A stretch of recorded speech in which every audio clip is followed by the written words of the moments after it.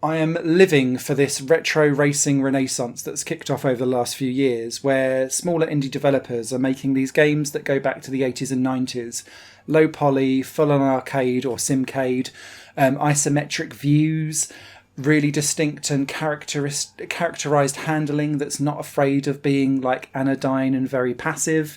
And I'm loving it all. But what it's also made me do is then go back to the 80s and 90s and take a look for games that I missed on release back then when I was a teenager that I can now pick up and buy now.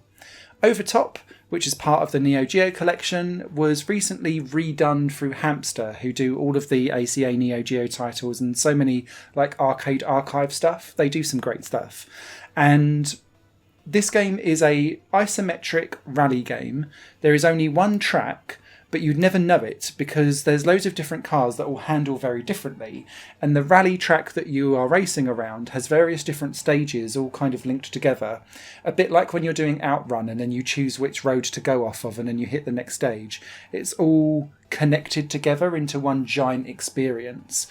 However, as you go through the stages, the weather changes, the terrain changes, the landscape around you changes, and this all changes how your handling of characteristics of your car are. Because if you choose, say, like the big fast Ferrari knockoff, then you'll have like extremely top straight line speed and you'll be bombing it around the city, and you might be able to do some hang drifts around some of the wider radial or wider roaded 90-degree corners and like feel like a boss. But as soon as you hit like the mountainous range and the snowy environment, then you're like, Jesus Christ, this car's a pig. And you're really struggling to try and make it work. The flip side of that is that you've got like quads and motorcycles that don't have that straight line speed and are a bit more woolly when it comes to tarmac handling. But when you hit the terrain of mud, snow, rain, they come into their element and handle much better than the cars do, so they can kind of catch up that way. Other cars kind of sit somewhere within that spectrum, and it's up to you to find the car that fits your driving style but also fits your skill level, because if you can't handle the car, then it's best to take it down a notch and be a safer bet and spend time learning the track.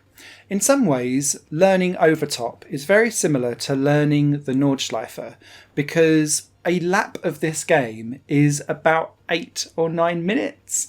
Similar to the Nordschleife, each of the corners are very different. There's loads and loads of shortcuts that you don't know that exist until you spot an AI drive off on them. And then you're thinking, oi, where are you going? And then you realise it's a shortcut and you kind of make a mental note for next time.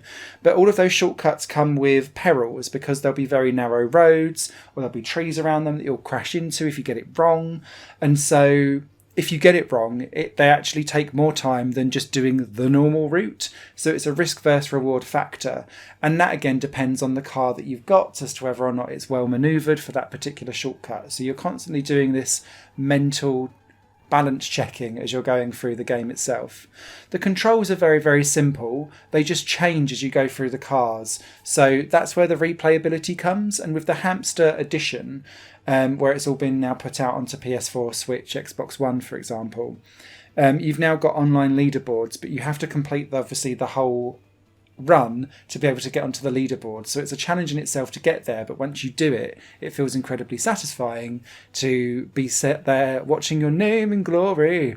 A bit like doing a hot lap on the Nordschleife. So yeah, I really enjoyed this. It's a game that I hadn't played before. I picked it up and very much enjoyed it, and it felt like slipping on old clothes and comfy clothes, because this was the era that I grew up in the 90s and 80s, where these types of games of isometric viewpoints, driving down and having reverse controls versus driving up the screen, this just all makes natural sense to me, and I don't even think about it. It just comes naturally. So if you're of that ilk too, then if you spot Overtop out there on the cheap, I recommend it picking up. I grabbed it at 50% off at £2.89 and I have zero regrets.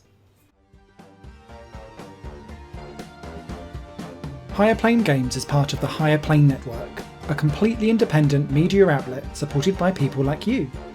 The goal is to create the best possible content that cultivates a richer indie scene for games as well as music and entertainment. To find out more and to get involved, visit patreon.com/higherplane-network. Your support makes all the difference, and in return you'll gain access to bonus content and downloads. Thank you for watching.